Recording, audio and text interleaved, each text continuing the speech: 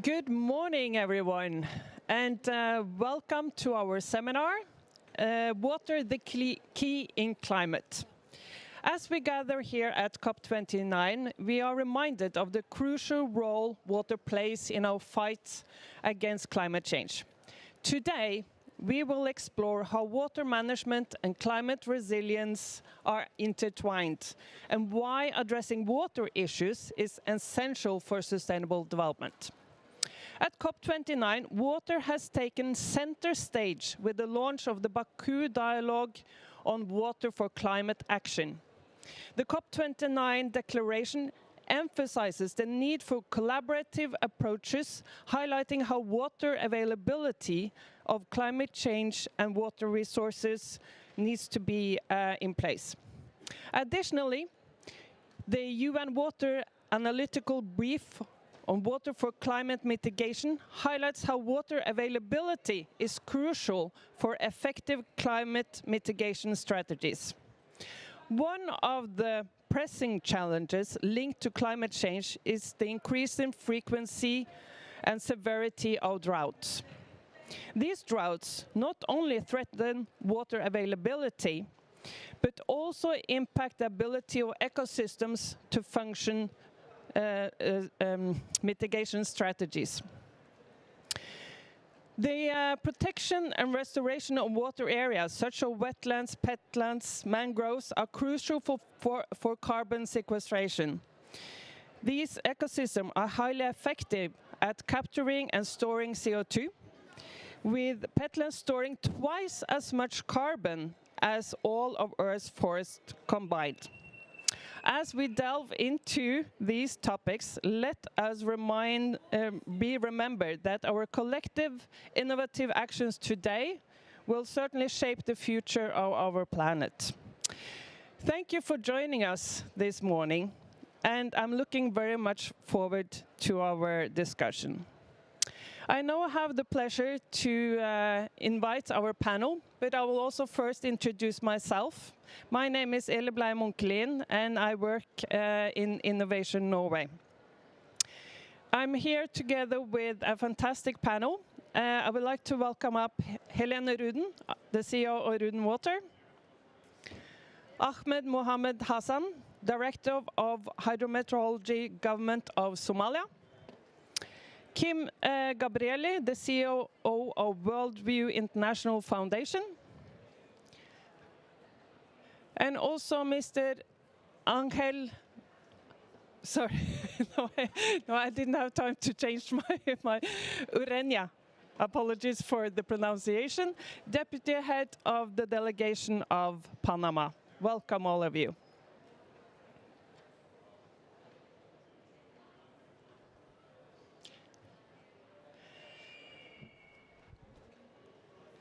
I would first like to welcome you, Kim.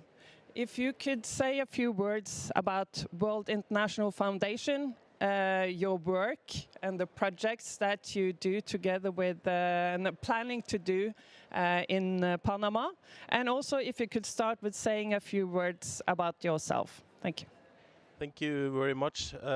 Very much looking forward to this. Water and climate is so important, and we were here from the Panama and the channel today as well, and that is an really important channel for the world, right? So my background is 12 years in the United Nations. I used to head the Norwegian office for UN Global Compact, which is the sustainable business arm of the UN. But now I'm in the Worldview International Foundation, which is one of the leading mangrove planting organizations in the world. And why is mangroves important? Because it stores 5 times as much CO2 as the rainforest does. It is an ecosystem. Tigers and elephants live in and jaguars live in the mangroves, and of course it's also important for the local communities. Protection against tsunamis. Thailand 2004, almost nobody died in the areas where there were mangroves, compared to the other areas where there were a lot of mortality rates up to 65%. So this is the background, and perhaps short on, for a starter, on our cooperation with Panama. A couple of weeks ago, we signed together with the minister an MOU that will give us the opportunity to develop an agreement on planting mangroves, 2,000 hectares of mangroves in the middle of next year. And that was quite, I would say, really brave from the Panama side, because they haven't finished their regulations yet. But we are still doing a pilot while they are finishing up the regulations on the carbon markets or internal carbon regulations, and I think that's quite timely now, right? Hopefully this week we will get some more guidance, let's say, on the carbon marks and the Article 6 for those that are a bit nerdy on this topic. So I'm really looking forward to the continuous cooperation. I know you're very busy, Angel, so I'm very happy that you can join us here today. Thank you so much. Thank you. Pleasure. Thank you. And what are your, if you can say just 2 words also about your ambitions in the collaboration with Panama? So 2,000 hectares is approximately 5 million trees. Over the next year or so, 1 to 2 years, we will plant that, depending on the agreement. And what is really interesting about these carbon projects that many people don't really know that much about, but basically we are selling out the emissions stored in the ground to to investors, and it is a 20 to 25 years project that will give local communities every year an income. So we are sharing, after we have deducted our cost and the governmental fees or taxes, the revenue that comes out afterwards from the selling of the carbon credits, which are the currency of emissions, 50% will go back to local communities. So as compared to a UN project that is usually 5 years, this is a 20 to 25 years project, giving local communities where the trees are both the ability to work, to do the planting with us, and then get money to livelihood programs and also other income generation, because that is important. If you have been earning money on chopping down the mangroves, you need to get another income stream, and that is what we're doing then, for example, with crab aquaculture or similar things. And the last thing interesting is that, of course, Panama is a emission negative country, so it means that they can basically sell everything they do with us, all the emissions that in the ground could be sold out of the country. So it is it's a concrete example on how the Article 6.4 functions in. It's 6.4 on what we are doing, and then of the trade of the emission will be the 6.2. So that is it's interesting test. And we have done this already in 6 projects in Myanmar, and we are starting to plant in Malaysia now as well. So we've done this for 10 years, but we haven't done it in Latin America yet. So we are looking forward to doing that. Thank you. Excellent. And if anyone is wondering about what paragraph 6 is, you have to watch the video of paragraph 6 for dummies, which Kim has just made. Yeah, which is on my LinkedIn profile, yes.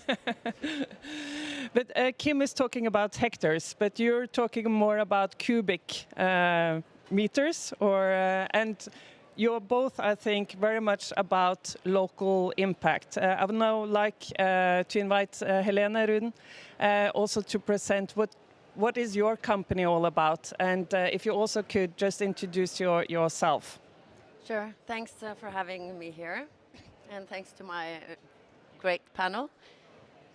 So in Ruden AS, or Ruden Water, which I'm here with today, our idea came like 15 years ago when we found some old seismic lines in Tanzania, and we decided that instead of walking around with a stick looking for water, which the industry does more or less today, we decided to see if we could take use of these old oil data and actually use them, but to look for water instead. So we did this in Tanzania with great success. We drilled 7 wells there that are producing today water, so sustainable groundwater supply for 2 million people. And when you look at the geology in Tanzania and you go a little bit up north, you find Somalia, which definitely has a lot of need for water, obviously. And we thought that the geology there is quite similar to the one bit further south in Tanzania. So we decided it was definitely worth to look through those data. So oil data are as opposed to Norway, where they're all open source, which is quite rare. Obviously, they're not open source around the world because someone has invested a lot of money into this data. But after, that's another story, after some forth and back, the Ministry of Foreign Affairs in Norway decided to tender out project where the use of oil data was included in the search and assessment of deep groundwater resources in Somalia. And yes, we are talking about not cubic meters, but cubic kilometers even, which is almost impossible to understand how much water, how big these reservoirs are. And then we found people from the oil and gas industry, and we decided to look through all this data. And yes, there are cubic kilometers of water in Somalia. And it's sustainable because it recharges every year. So we're also that's a very important part of groundwater resilience as well, that you know that it's a sustainable source for the future to come. So this is basically what the Ruden water is all about, trying to use old competence, data, people, but to repurpose it and to use it in different approaches. And I have to give credit to my colleague on my right side for Somalia being the first country in history to use its oil and gas legacy data to actually to find groundwater in Somalia, which is obviously the first line of defense in the climate resilience. Thank you very much, Helene. And I think we will go straight over to Ahmed, because this project, it's not Helene's project, it's your project. This is, in my introduction, I mentioned the challenges of drought, which is, I know it's one of the very hard and negative effects of climate change on your country. So please, if you also could introduce a bit about yourself and how you see the importance of water as a key in climate. Thank you so much. It's really good to be here for first ice breaking on the Water Day at the COP, which also important to discuss about our project, especially in terms of understanding for the deep ground that we have been doing last 5 years. So basically, my name is Ahmed Hassan, working with the Ministry of Energy and Water Resource. I have been working with the government for the last 10 years, but I have been working in the water sector for over the last 15 years. So I have been actually working with our region, IGAD, and also Somalia for quite long. And in terms of working collaboration with this deep groundwater study with Ruden and also the Norwegian government, this was not new looking at Somalia potential deep groundwater. It's something 1980s was actually recommended some of our government institution, particularly Somalia Water Development Agency, that has been done a number of hydrogeological study. But that geological study were mainly shallow aquifer. So in their recommendation mainly was to look at the deep groundwater potential in Somalia, because Somalia is a country which is a semi-arid, which also has not have a potential surface water resource. We only have 2 perennial rivers, and they are very small compared to other rivers in the Africa and also the continent. And these 2 rivers, unfortunately, they become a transboundary, where we share also in Ethiopia and Kenya, which also have a complexity in the transboundary water resource in our Horn Africa region. So in terms of the growing population in Somalia, if you look at, Somalia is one of the fastest growing population in the urban areas, where now the population of Somalia live in 55% live in the urban area. So the demand of water is very huge, is increasing time to time, and the potential of our surface water also is shrinking. So groundwater is actually potential groundwater resource. So this actually was a high priority when 2017, the Norway government was approaching to Somali government. And the work that they have done, the Kambija in Tanzania, was actually a similar geological structure were found in the deep groundwater resource, because Tanzania and Somalia is actually the same geological structure. From Somalia all the way to Mozambique, Indian Ocean is the same actually aquifer and also geological information. So then Norway government were actually informed us the work that they have done in Tanzania, and officially we have been actually requested to do deep groundwater study in Somalia.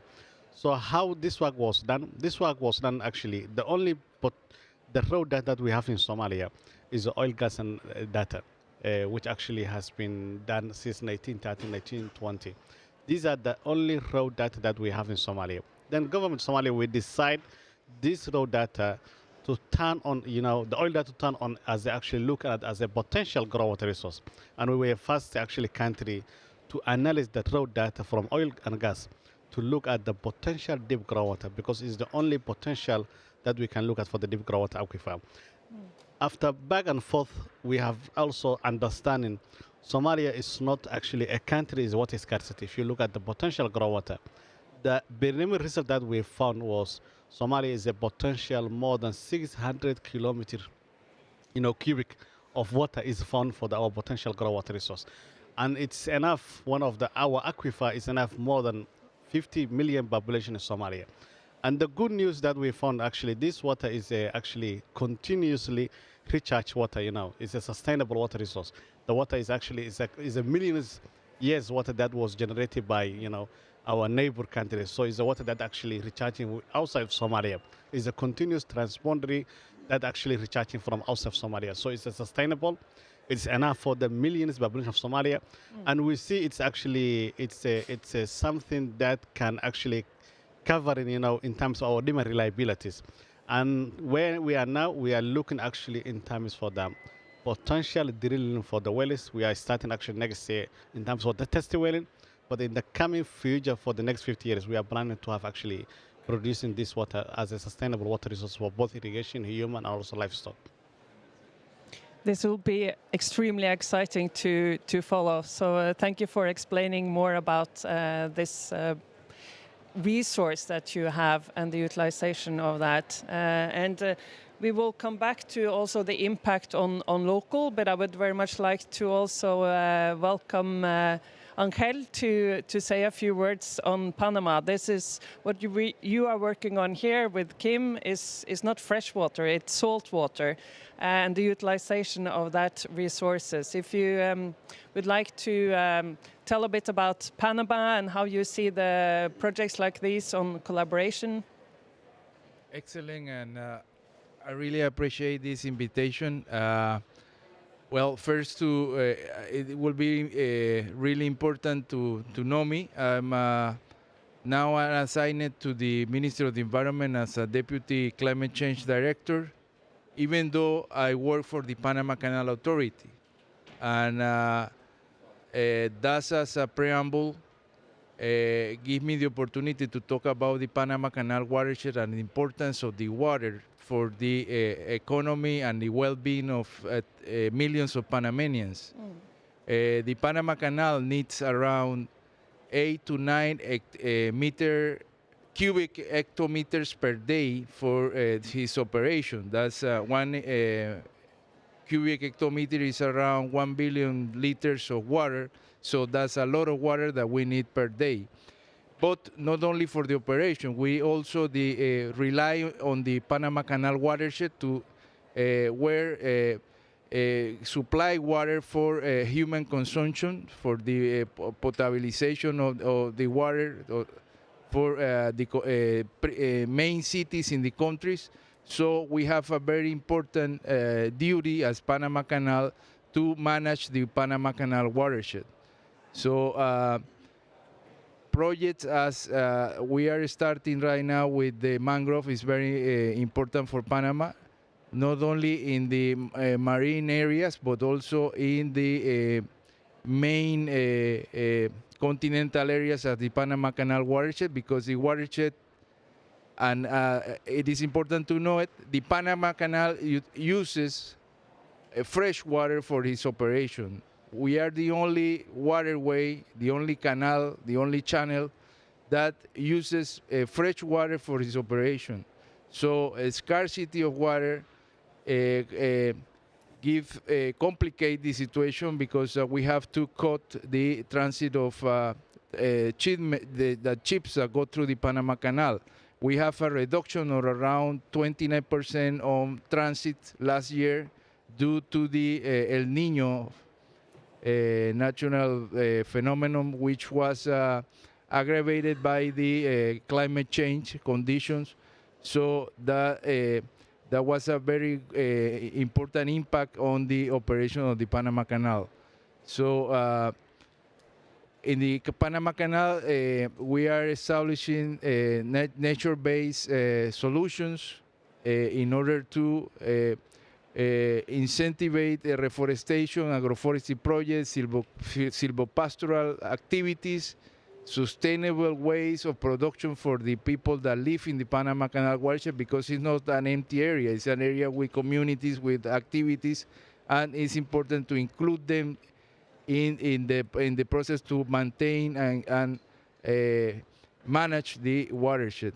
So also we include those areas into a carbon scheme, the gold standard register, and they are now also producing CO2 carbon verified emissions. So just a really general overview of the importance of the water resources for Panama, especially in the watershed. Thank you. And I just want to add a question on that, and maybe the whole panel would also like to answer. But why and how is water so important? We called this session Water, the Hidden Key in Climate. Do you agree? Oh, yeah, sure. And why is it so important to Panama? You mentioned a few things, but please, if you could elaborate. Okay. The Panama Canal is one of the main economic resources of the country. So, and as I said before, it needs water for its operation. No water, no operation. No water, no operation, no money, no income, no resources. So this is a chain of situation that goes to a point where water is a very important issue for us. I think for this COP, there has been, what can I say, a mantra to go from planning to action. And I would like to also ask the panel, what actions needs to be taken next? If I can start with you, Kim. Now you have the you have the hectares. What will be the next steps? So we have we have a very clear mandate, which is to plant and protect 1 billion mangrove trees within the next 10 years. So it's a very good mission to have, very specific. When it comes to Panama, I think we are looking at the first 2,000 hectares, 5 million trees, but I think we together most likely will have ambitions to go further beyond that. And it doesn't only mean trees, it means, in our work in Myanmar, we are giving support and working with 140,000 people locally. That is the same as some of the UN organizations are doing. So the size of these operations are huge. We have 3,000 seasonal workers in Myanmar, 400 people almost working there full time. And this we will see the same in Panama, and like Angel talked to as well, this is about engaging the local community. So I think there is a lot about how do we take it down to the concrete actions on the ground. And we are just one actor. The Panama government will work with many different actors on the protection of the water, being it the wetlands or being it the fresh water that they need for their operations. But I think it's really getting down there, and that's always being said on these summits, right? Like go from planning to action, whatever, But I think also Ruden is also an example of how you can identify and find fresh water, which will going to be more and more important now. I'm sure also in Panama there is a need for identifying in some areas of the countries. I'm sure in every country this is a challenge now, right? So I think this is, for us, it's really about planting the trees, working local communities, but for the states is identifying the water access, how we can use it, and if you use it for the Panama Canal, does that influence the drinking water of the people in the country? This is a dilemma, of course, and I don't know anything about that, but I'm sure this is one of the topics that we should discuss, perhaps. Thank you. And Ahmed, for you, what would be your next step to assure action? You said that you want to drill the pilot wells, what will you take away from being here at COP, and what will be your next action to secure that that's going to happen? Absolutely. This was actually also a discussion recently happening in Mogadishu, particularly regarding to the action. And Somalia, there is a lot of discussion ongoing. Everybody say we are tired for policy, strategy, governance, assessment, feasibility study. We need actually a real action, that actually can have a tangible impact. So basically now we are developing national transformation plan in Somalia, which is we are moving to transformation. Our national development plan now is moving to transformation. Transformation means actually we are doing an action which each in sectors we are come up with a bankable programs in terms of the agriculture, in terms of the fishery, in terms of water resources, in terms of all the sectorial productive. We are coming up with a transformation, what we call Somalia game change the next 5 years. These programs will be actually planning to implement at the community level. So in water sector, we are planning in terms of 31 towns, which is a water stress zone, to have actually investment in terms for the urban water supply coverage. And that is actually also where the deep groundwater will be coming in terms of the drilling deep wells into the main urban area.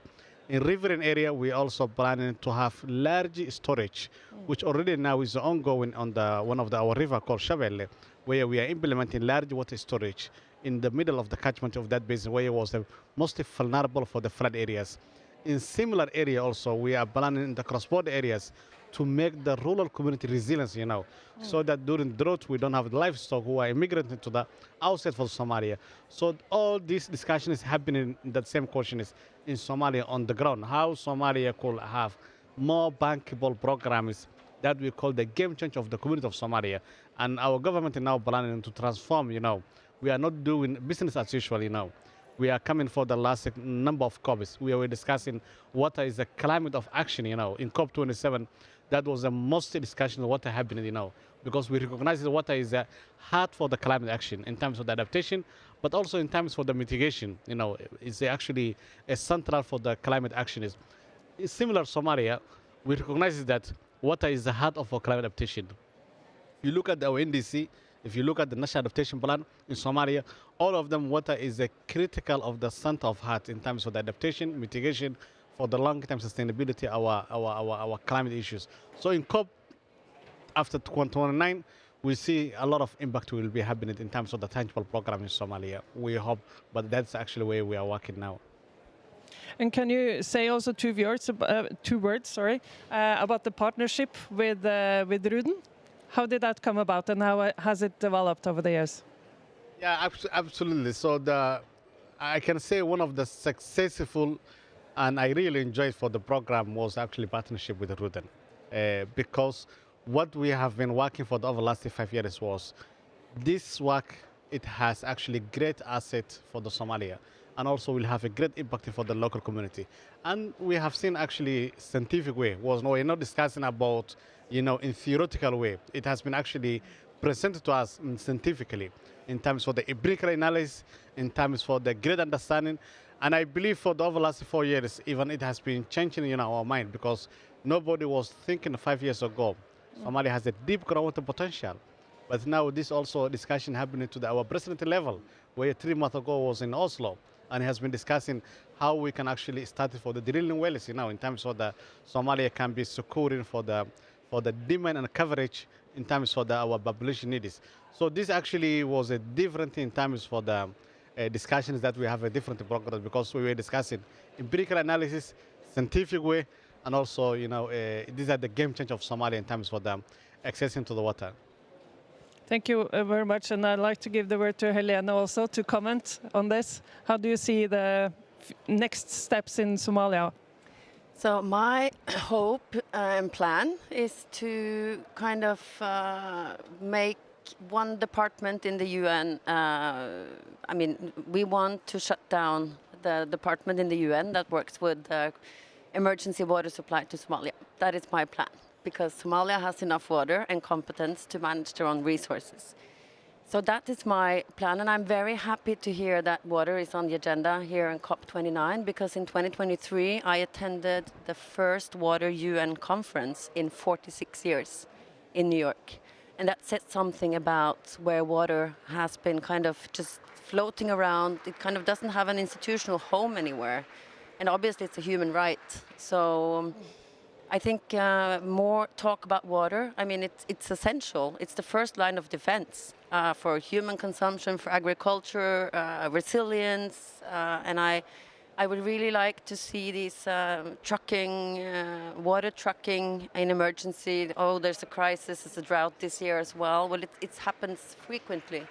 So we need to find better solutions, lasting solutions, and for Somalia to manage their own resource, which they are completely capable of. So yes, my goal is to make some people, well, to have the UN kind of less, well, to solve the problem, right? Absolutely. Solve the problem. But then I'll add on one question then that is more concrete, and maybe this will be the last question, so add any other comments if you have. But I would like to know, will you be at next COP, COP30 in Brazil? And if the answer is yes, what will you be sitting on stage presenting as some of the results that have been accomplished during this year? I'll start with you, Helena. So I will hopefully be sitting with Ahmed, telling you about the first pilot wells in Somalia, and how we have been working also with capacity development along the drilling, which is equally important. And Ahmed, I hope that you agree with Helena's goal, but I'm curious now. Absolutely, absolutely. So my hope actually COP30 in Brazil, not only actually, coming up with a number of implementing initiatives, but also to see Somalia found the water in deep groundwater. That's actually a partnership that we have with the Ruden. That's actually to be present some realistically. So we have water, and to show the water that we have it.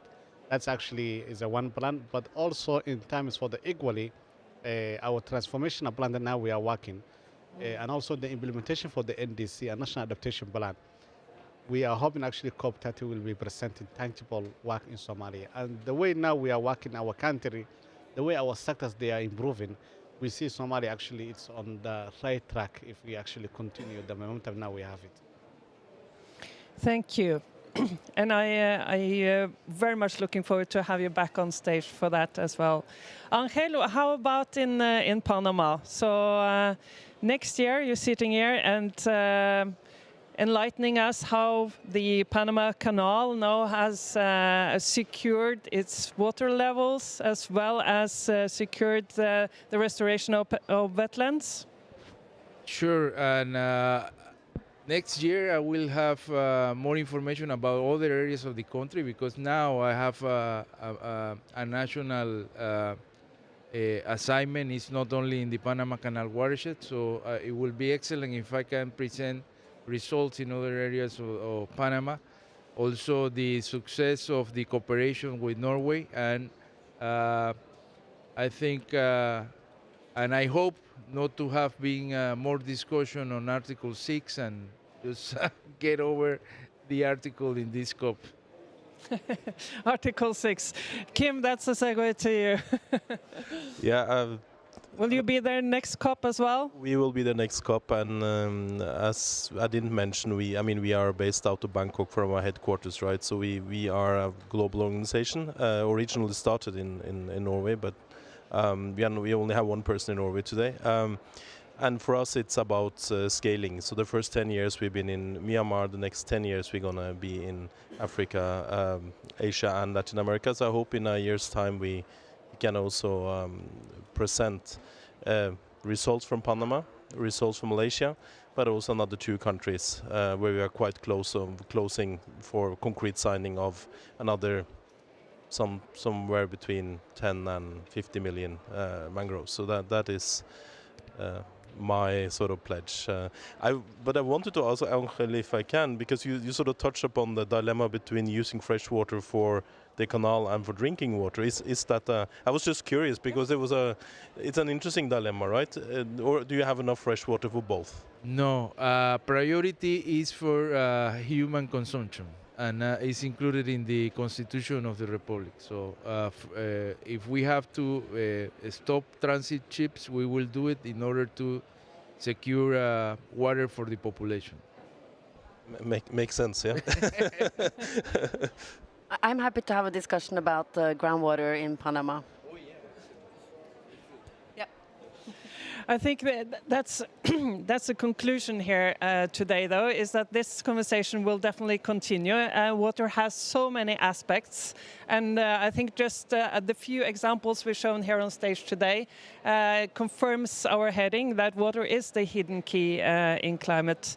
And for Innovation Norway, we will also definitely be present at next COP, just as this COP, and very happy to bring with us a lot of interesting and innovative solutions for climate from Norway, and open for collaboration with everyone, because alone it's impossible. As we see here, strong partnerships is also a key to success and to be able to go from planning to action. So thank you to my excellent panel and for this session. Thank you very much.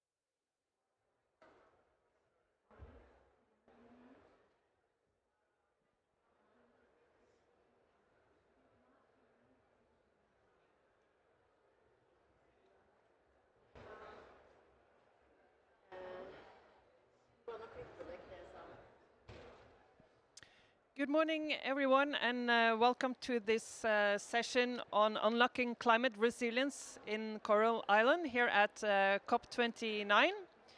We know that the low-lying islands are high on the agenda here at COP. The land surface is shrinking with rising sea level. The ocean is rising 4 millimeters a year. But the first challenge these islands face is actually freshwater disappearing.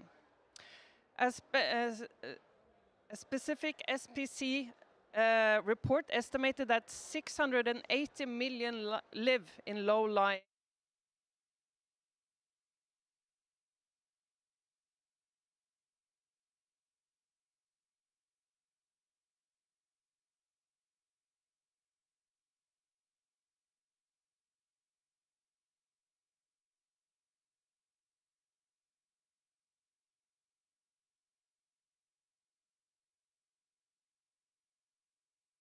Ideas on the table.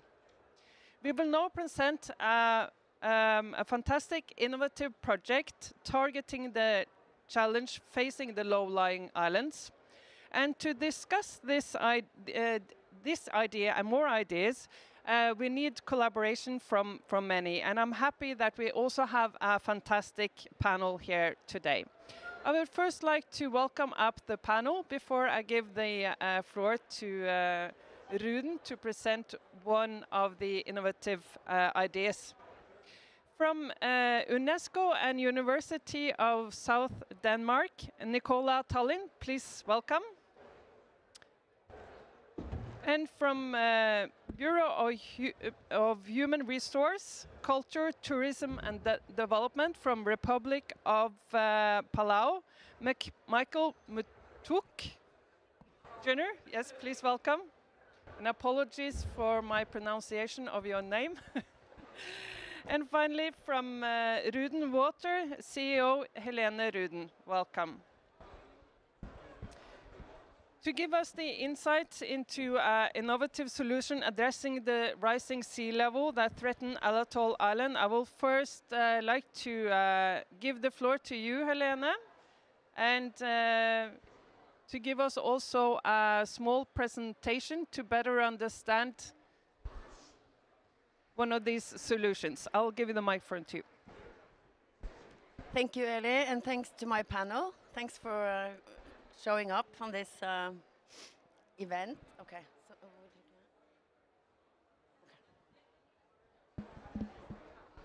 Okay, so in Ruden Water, all we do is basically innovative geoengineering. We try to find solutions on current problems by combining new scientific academia in new ways.